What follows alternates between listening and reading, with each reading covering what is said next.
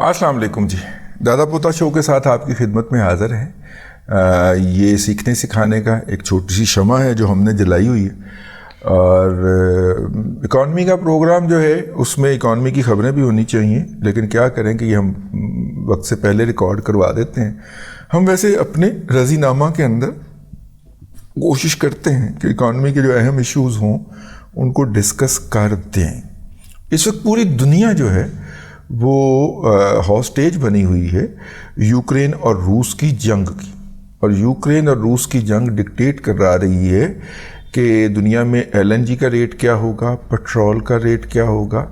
रूस जो है वो अपनी जंग के अखराजात पूरे करने के लिए सस्ता तेल दुनिया भर में बेची जा रहा है, और मुआहदा उसने ये किया हुआ है कि जो रूस से तेल ख़रीदेगा उसको उस वक्त आलमी मंडी में जो तेल की कीमत होगी उसके 40% कम पे रूस का तेल मिलेगा। तो बहुत सारी हैं क्वालिटी के हवाले से रूस के तेल के ऊपर काफ़ी सारे लोगों के तहफ़्फ़ुज़ात हैं, हम भी उनमें शामिल हैं।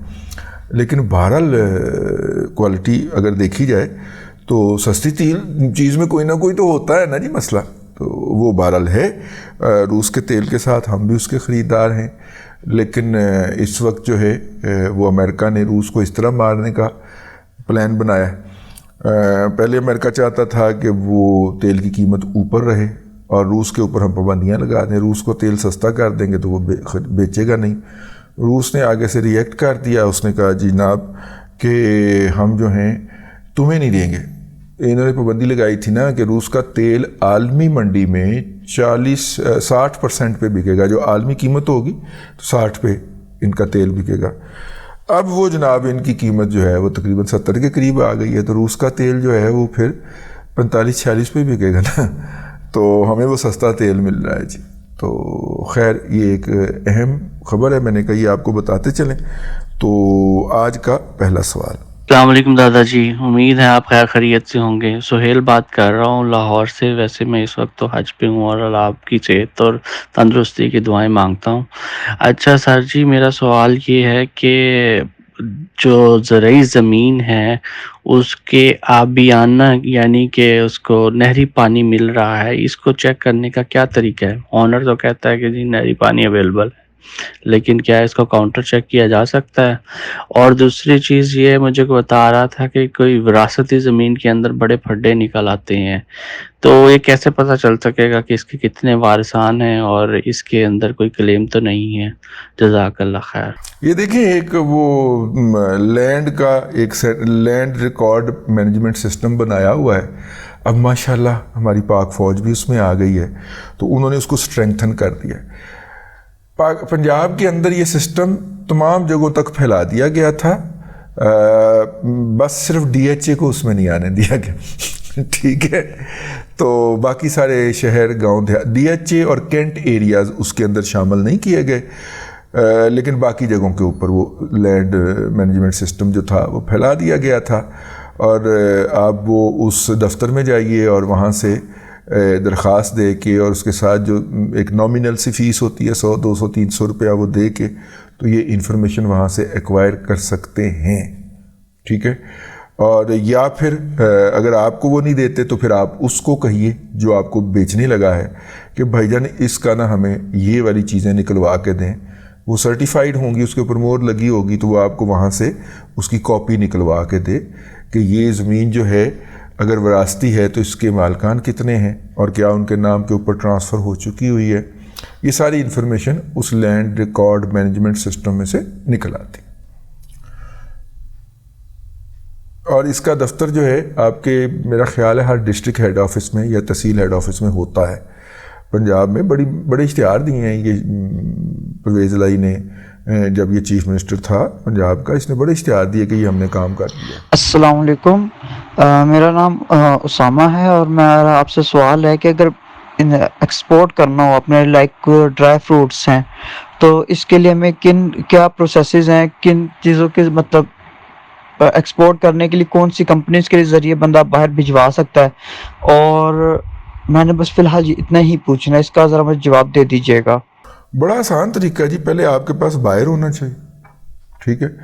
اور بائر کے بعد نا پھر آپ کے پاس یہ کلیئرنگ ایجنٹس جو ہوتے ہیں، یہ جو کہ آپ کی امپورٹ اور ایکسپورٹ کرنے میں آپ کو فیسیلیٹیٹ کرتے ہیں، آپ ان کے پاس جائیں اور انہیں بتائیں کہ کس ملک میں آپ اپنا یہ سامان بھیجنا چاہتے ہیں، ٹھیک ہے، وہ آپ کو بتائیں گے اس کے اوپر کتنے پیسے لگتے ہیں۔ کنٹینر کے نرخ کم ہوتی ہیں، اگر آپ لوز مال بھیجنا چاہیں گے تو وہ کسی اور کنٹینر کے ساتھ بھیجیں گے تو اس کے اندر ٹائم بھی زیادہ لگے گا اور وہ سارا کچھ، لیکن ہو جاتا ہے۔ جیسے دیکھیں نا، آپ نے اگر روس میں کوئی مال بھجوانا ہے تو اس کے اب 2 روٹ کھل گئے ہیں، ایک لینڈ روٹ ہے اور ایک جو ہے وہی سمندر کا روٹ ہے، ٹھیک ہے۔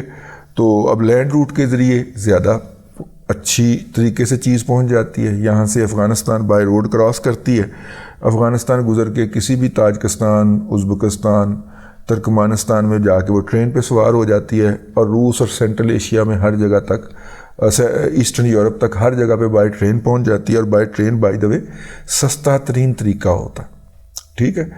تو وہ آپ کو ہو سکتا ہے کہ اس کے پاس، اگر آپ نے وہ روس کو بائی سی ڈیل نہ کرتا ہو، بائی روڈ ڈیل نہ کرتا ہو، وہ آپ کو یہی کہے گا جی اس رستے سے جائے گا، لیکن رستے سارے اویلیبل ہوتے ہیں۔ انٹرنیٹ زندہ باد، گوگل پائندہ باد، تو اس سے آپ پتہ کر سکتے ہیں۔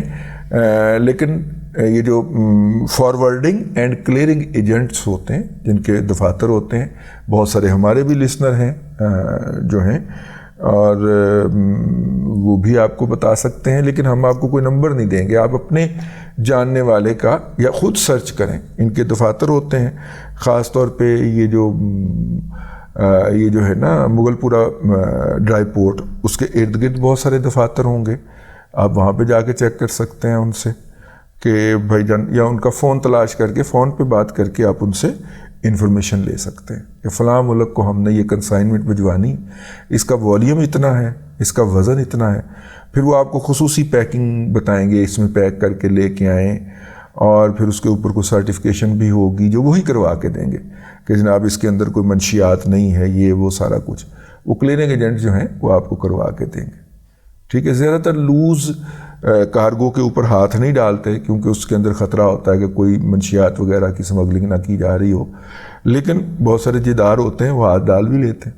تو پہلی فرصت کے اندر کلیئرنگ اینڈ فارورڈنگ ایجنٹ جو ہے اس کو رابطہ کیجئے، وہ اگر نہیں کر رہا ہوگا تو آپ کو بتا ضرور دے گا کہ اس ملک کے ساتھ کون سا بندہ ڈیل کرتا ہے، اس کا نمبر لے کے اسے فون کر لیں، سادہ سا طریقہ۔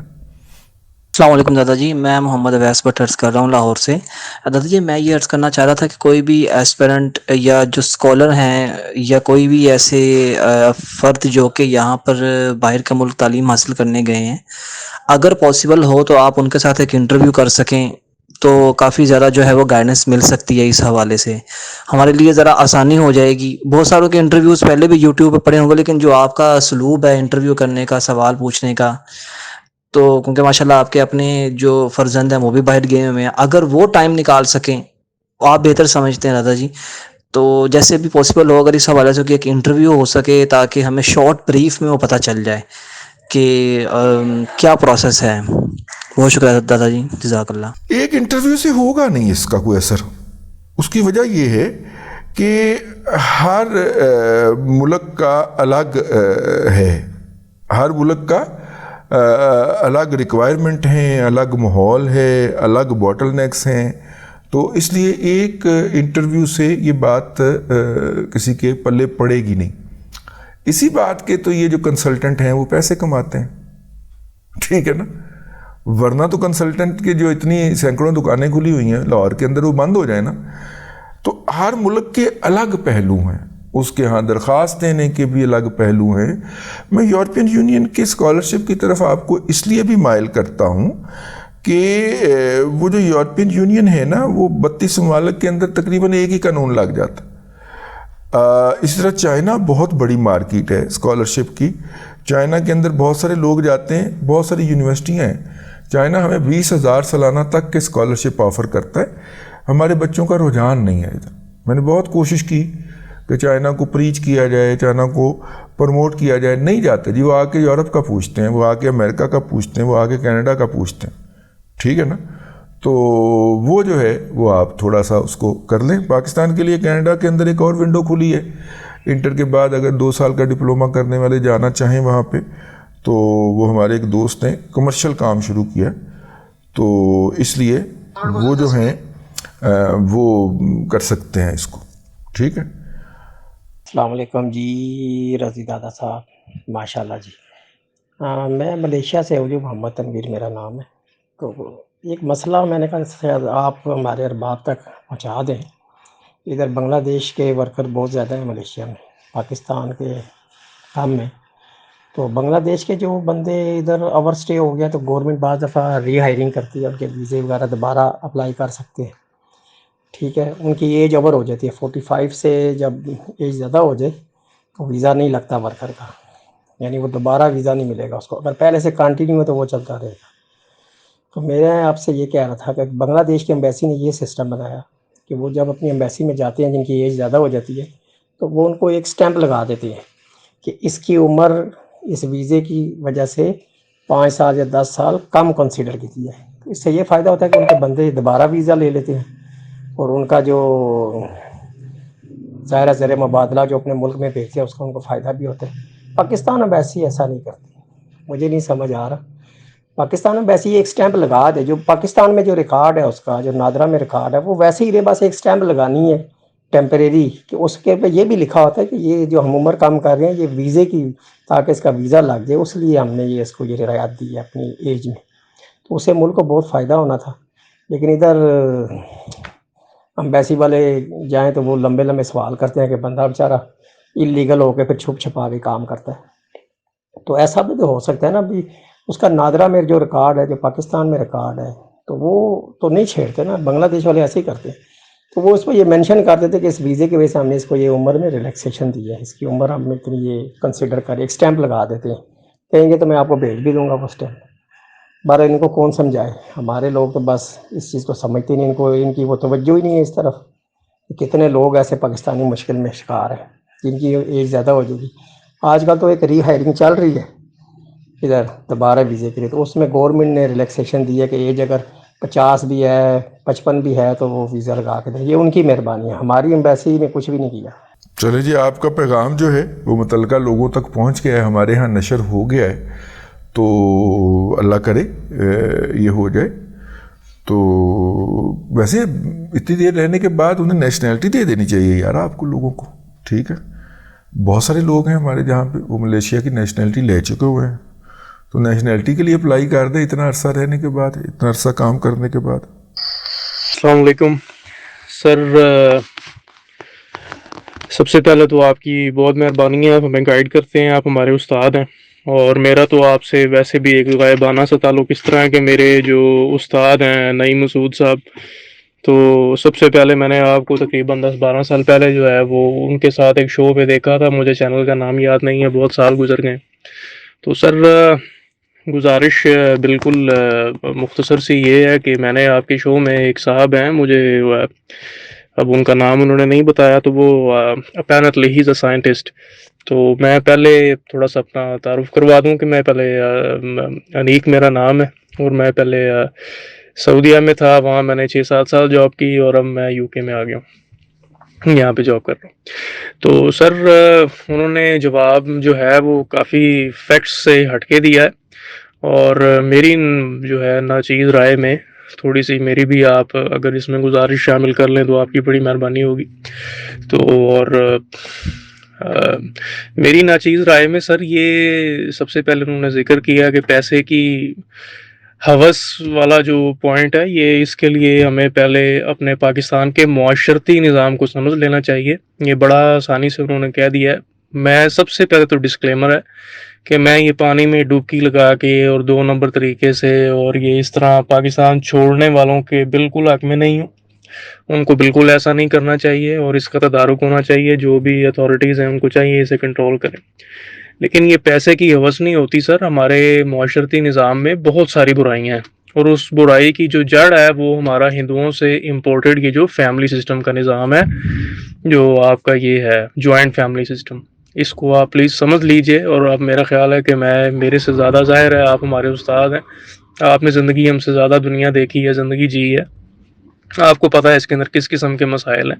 اب آپ جب سارا کچھ اٹھا کے اپنے بچے پہ ڈال دیں گے، اپنے بیٹے پہ ڈال دیں گے، اور اگر وہ اکیلا ہے پھر تو ماشاءاللہ زندہ ہی بات اس پہ ڈال دیں گے، تو پھر وہ کچھ بھی کرے گا، ادھر ادھر ہاتھ مارے گا اور پھر کسی نہ کسی کے ہاتھے چڑھ جائے گا اور وہ شاید مر جائے۔ باقی ہاں یہ آپ اس کو ڈیبیٹیبل کہہ سکتے ہیں، لیکن یہ ایک بہت بڑا فیکٹر ہے جس کی وجہ سے لوگوں کے خرچے پورے نہیں ہوتے۔ وہ اپنی فیملی تو چلا سکتے ہیں لیکن وہ ساتھ پوری ایک مزید اور فیملی اور اپنے سبلنگز ان کا خرچہ نہیں اٹھا سکتے۔ یہ بات بڑی فیکٹ ہے، یہ گھر گھر کی کہانی ہے۔ میں پردیس میں رہا ہوں، ابھی بھی ہوں۔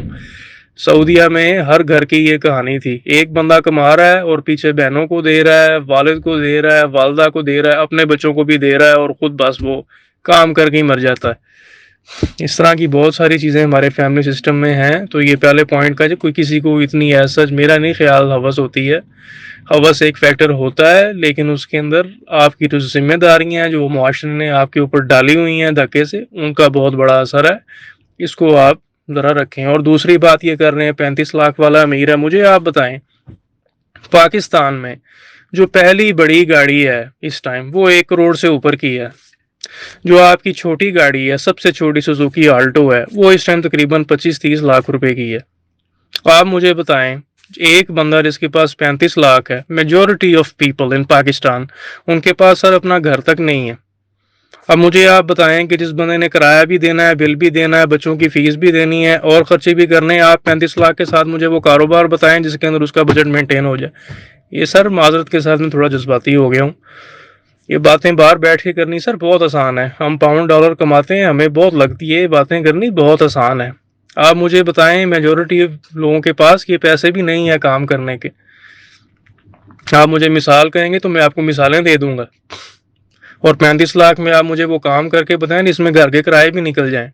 میجورٹی سر لوگوں کے پاس اپنے گھر نہیں ہیں، یہ صاحب باہر بیٹھ کے 35 لاکھ سے کاروبار کرنے کے مشورے دے رہے ہیں، معذرت کے ساتھ یہ بات ان کی درست نہیں ہے، ان کو تھوڑا کرنا چاہیے۔ اور جو محل یہ بتا رہے ہیں وہ محل پاکستان سے باہر نہیں ہے، وہ محل آس پاس ہی ہوتے ہیں بندے کے۔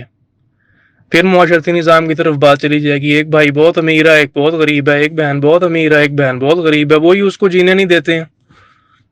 اس طرح کے بہت سارے معاملات ہیں۔ بات جو ہے وہ عجیب سی شاید آپ کو میری لگے، شاید آپ کو اچھی نہ لگے، لیکن یہ باتیں حقیقت ہمارے معاشرے کا ہی حصہ ہے۔ اور سر یہ پاکستان آنا چاہتے ہیں، بسم اللہ، یہ ماشاءاللہ سائنٹسٹ ہیں اور ان کے پاس تو 35 لاکھ روپیہ جڑ گیا ہوگا اب تک۔ یہ پاکستان بسم اللہ جائیں اور مجھے وہاں جا کے کاروبار کر کے دکھائیں نا۔ اور بات یہ پاکستان اور باہر کی دنیا میں مین فرق سر یہ ہے، یہ اخراجات کی بات کر رہے ہیں نا، اخراجات ٹھیک ہے زیادہ ہیں لیکن ایک سسٹم ہے، اور وہ سسٹم آپ کو دیتا ہے منیمم ویج۔ اب منیمم ویج آپ کی ہر سال اوپر جاتی ہے، اور وہ خرچوں کے حساب انفلیشن کے حساب سے اوپر جاتی ہے۔ یہ بات کیوں نہیں کر رہے یہ صاحب کہ یہاں پہ اگر پیٹرول مہنگا ہوتا ہے تو پیٹرول کبھی سستا بھی ہو جاتا ہے، یہاں بجلی مہنگی ہوتی ہے تو بجلی سستی بھی ہو جاتی ہے، لیکن منیمم ویج ہمیشہ اوپر ہی جاتی ہے۔ یہاں پہ رائٹس کیا ہیں یہ بھی بتائیں، ہیلتھ کیئر کے کیا ہیں یہ بھی بتائیں، بچہ پیدا ہوتا ہے تو اس کے آپ کو رائٹس ملتے ہیں یہ بھی بتائیں۔ ایسے نہ کریں، یہ زیادتی کی بات ہے لوگوں کو فضول۔ پاکستان بہت اچھا ملک ہے، لیکن پاکستان سر معذرت کے ساتھ صرف اب ان لوگوں کا ملک ہے جن کے کم از کم گھر اپنے ہیں اور جن کے پاس پیسے اچھے کھلے ہیں۔ عام آدمی جس کے پاس 50 لاکھ سے نیچے پیسے ہیں وہ جو مرضی کاروبار کر لے، جس کا گھر اپنا نہیں ہے وہ ذلیل ہے پاکستان میں، وہ کچھ نہیں کر سکتا۔ باقی اب یہ لمبی بحث ہے، شاید آپ کو میری بات تھوڑی بری لگ گئی ہو، میں تھوڑا جذباتی بھی ہو گیا، لیکن یہ سر گھر گھر کی کہانی ہے۔ اور میں بہت سے ٹیلنٹڈ لوگوں کو جانتا ہوں جن کی نیت بھی ہے۔ میں اب تھوڑا سا چلیں پرسنل آپ کو بتا دیتا ہوں، مجھے موٹر سائیکلس کا بہت شوق ہے سر۔ میں ایسے قابل مکینکوں کو جانتا ہوں جو ہیوی بائکس کا کام کرتے ہیں لیکن وہ 2 نمبری نہیں کرتے۔ میں کبھی قسم نہیں کھاتا، میں ابھی بھی نہیں کھاؤں گا سر، آپ کو میں ان کے نمبر دے دیتا ہوں، آپ جا کے ان کے تھڑے دیکھیں۔ وہ 2009-10 میں جب میں گورنمنٹ کالج لاہور میں تھا وہ تب بھی تھڑے پہ تھے اور وہ آج بھی اسی تھڑے پہ ہیں۔ کیوں؟ کیونکہ وہ لوگوں کے موٹر سائیکلوں میں سے بیرنگ اور تاریں اور یہ پلگ چوری نہیں کرتے۔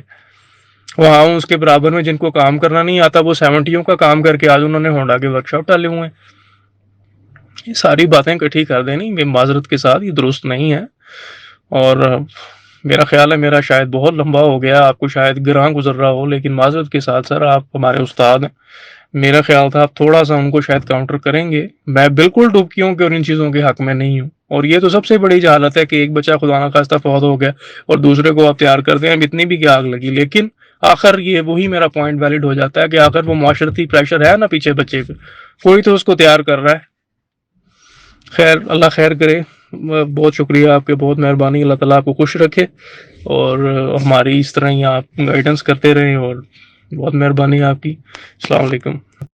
نہیں جی، آپ کا سوال جو ہے وہ ہمارے پروگرام کے خاتمے کی طرف لے گیا.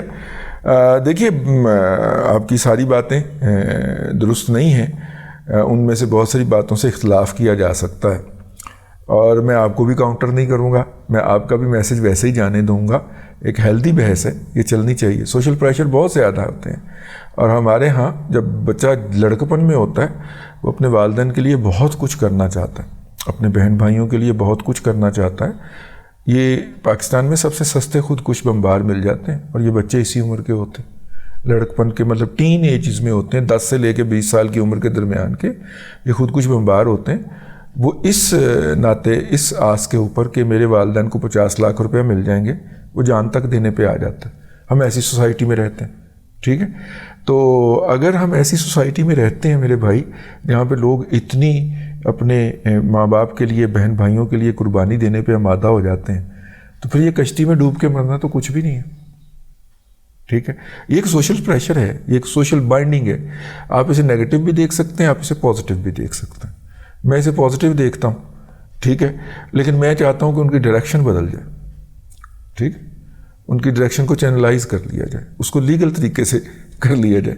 یہ انلیگل کر کے اب ہم دنیا بھر کے اندر کھجل خوار ہوتے پھر رہے ہیں، ذلیل ہوتے ہیں ہر ایئرپورٹ کے اوپر. اگر لیگل طریقے سے کر کے دیکھ لیں تو ہو سکتا ہے کہ زیادہ فائدہ ہو جائے اگلے 5-10 سال کے اندر. بہرحال جی اب تک کے لیے اتنا ہی. اگلے ولاگ کے اندر پھر حاضری ہوگی. اللہ تبارک و تعالیٰ آپ کو آسانیاں عطا کرے، اور آسانیاں خلق خدا میں تقسیم کرنے کی توفیق عطا کرے.